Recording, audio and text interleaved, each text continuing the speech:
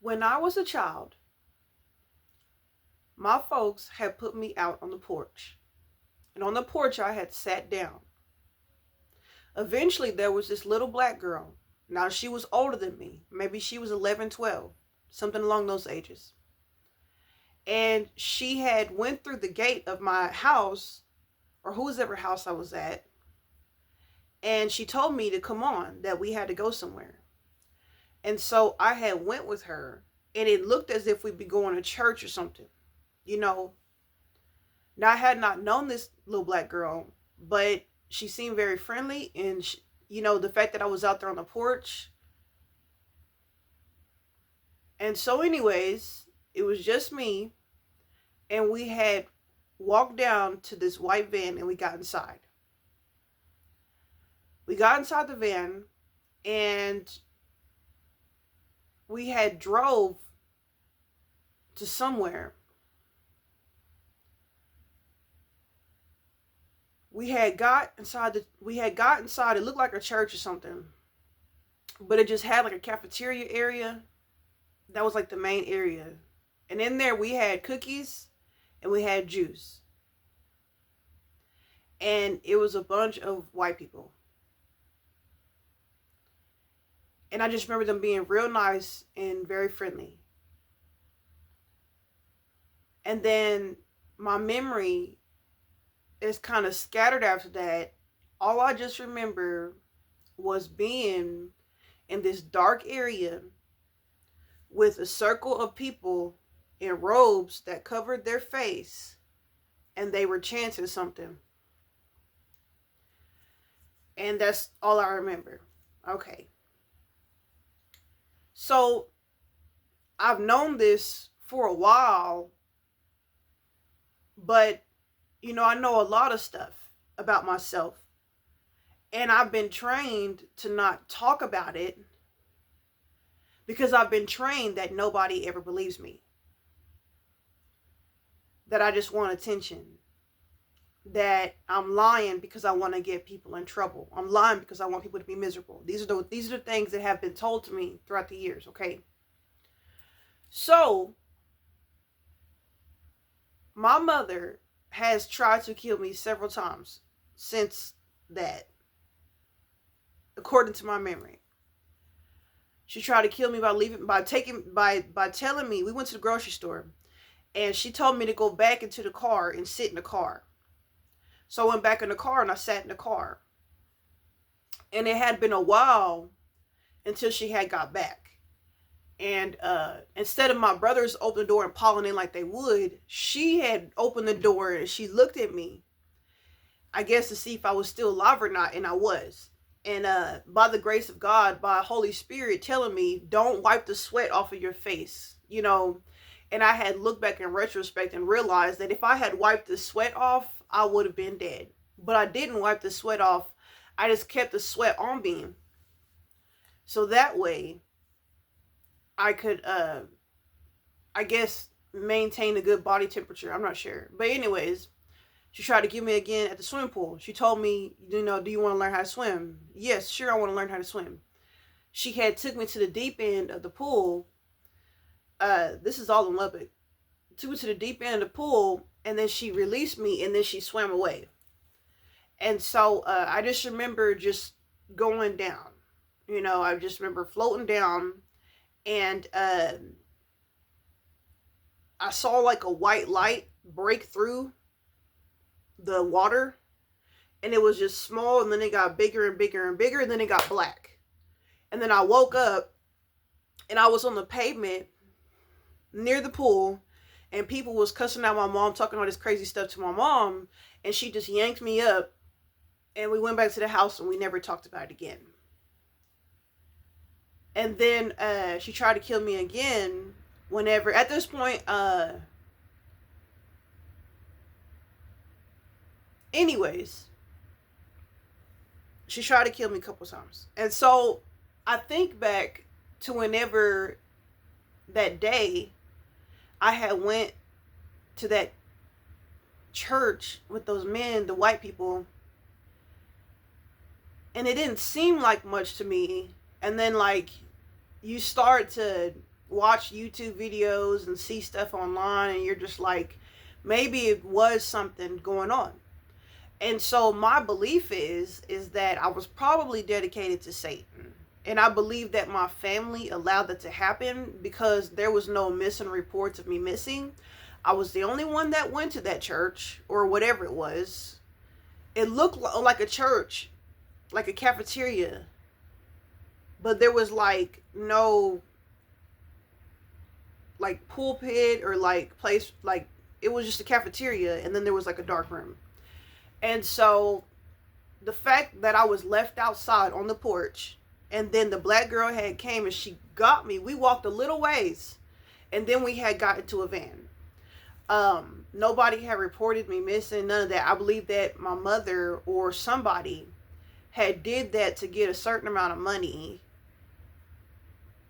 or something. I believe it had to have been. And so, anyways, I believe that I was dedicated to Satan. And so, or I'm something, some type of ritual, I don't know. But my point is that since then, I believe there has been a demon that has been following me, okay? Following me, so I believe that the demon had followed me so that way it could protect the investment, to protect the investment, right? Because whenever you're dedicated to Satan, there is an investment that's being made, right? They spend all that time, doing this stuff. They just got to make sure you're right, okay? So, I believe what happened was, I look back in retrospect now, as I've gone through, I've read the Bible, and I've prayed about certain things, and I've looked back in retrospect, and I've had a moment to just think, and just to, speak up, even if, because I've been taught that nobody believes you. I've been taught that you just a troublemaker, you just say stuff and it's not true, or I'm not one to actually lie. I know to not lie because then they're not going to believe you in the future. So I know to not lie, but it's the things that I say don't seem true, but they are. And so, anyways, what I'm saying is that whenever this ritual happened, I believe there was a demon that was assigned to me, okay, to protect the investment. And so, throughout my life, I have been attacked multiple times in different ways. Even before the ritual happened, I had been assaulted as a baby. There was someone who was assaulting me as a baby.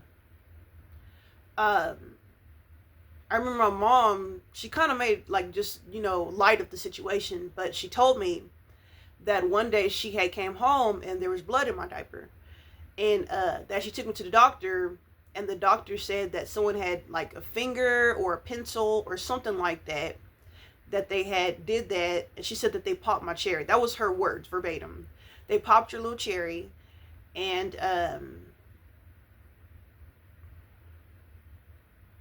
it was just kind of like a joke, I remember just my siblings laughing, and I didn't know anything different, and so, okay, and so now my nickname was Pencil. That was my nickname growing up, like, it was Pencil, and it was kind of like under, wraps, like, it was just a family thing. And so I have gone through a process of defilement. I have been defiled in several different ways. And I'm starting to realize, well, I always know the devil hates me, right? The devil hates you, the devil hates me, right? But there are certain markings.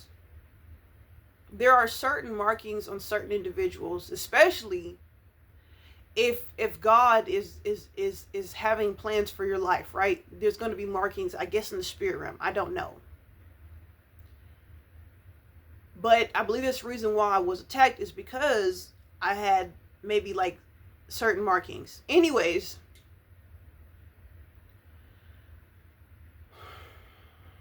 my point being, it's just so much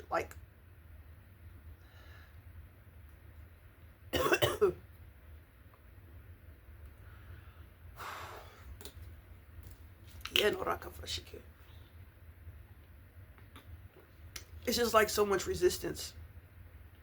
I don't want to talk. I just don't want to talk.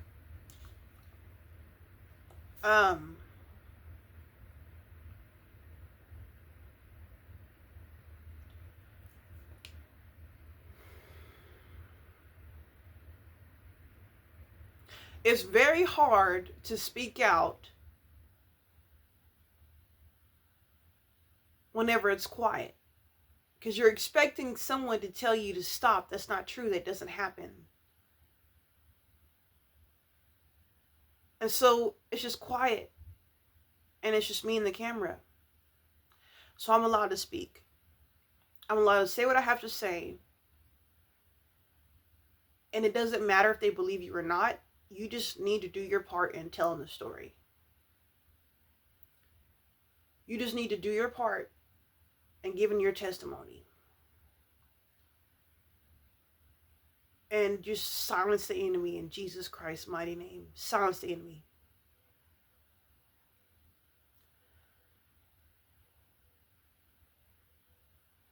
I've been attacked several times.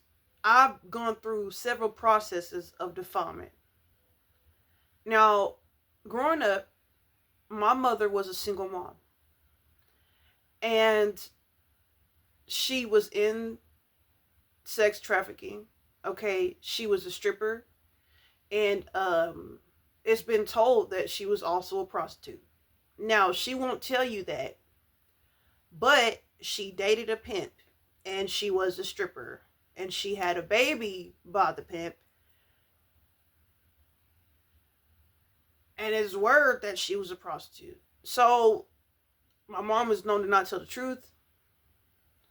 And so I'm probably going to go with, yeah, you're probably... But anyways, with that being said, if she was doing that to herself before having me, and I entered through the womb, her womb of prostitute, that means that she probably had some demons while she was pregnant, right, with me, right? And so, like I said before, I was born in defilement.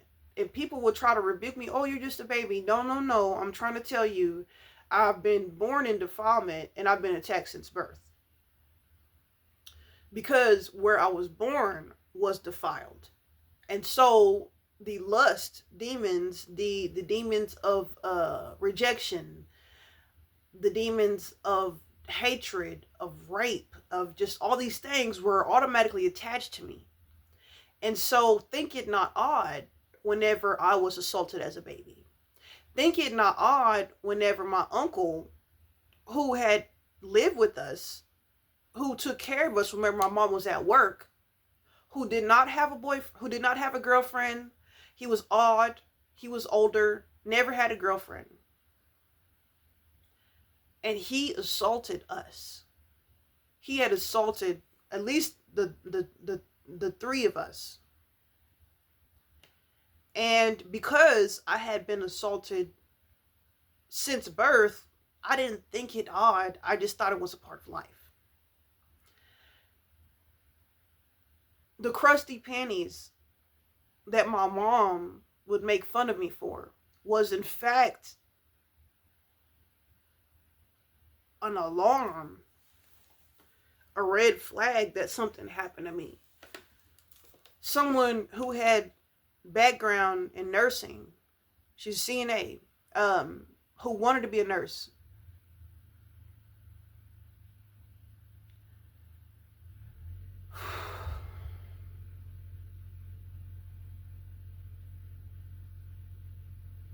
It's just like,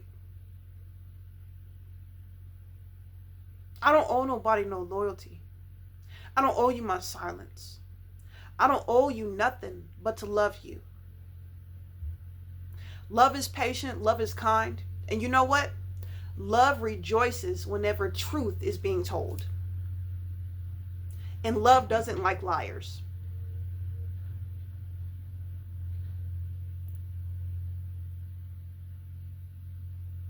So I'm going to love you as I love myself.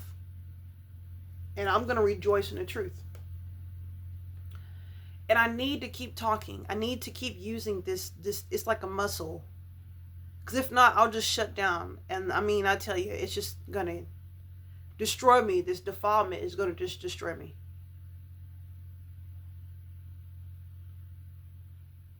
And I believe that as I speak up, God is going to do a mighty thing. Because you see, I've been in rebellion, not speaking. Because I don't want people to know about the defilement. I don't want people to know how bad it was.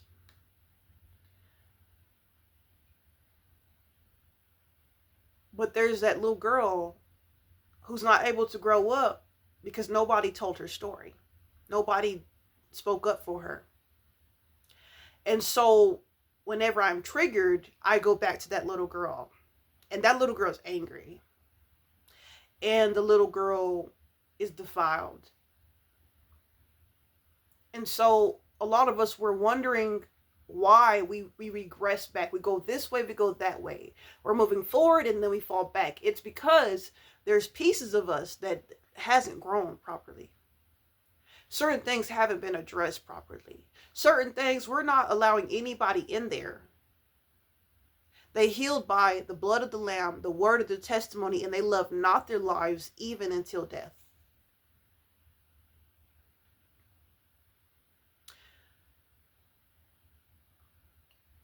The blood of the Lamb, we have that. I hope you have that. The word of our testimony.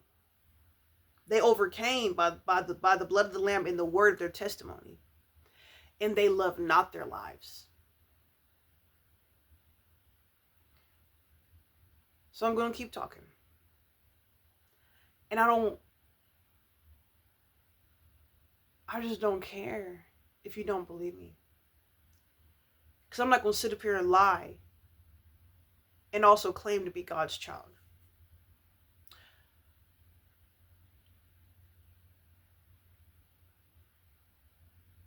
And God bless you.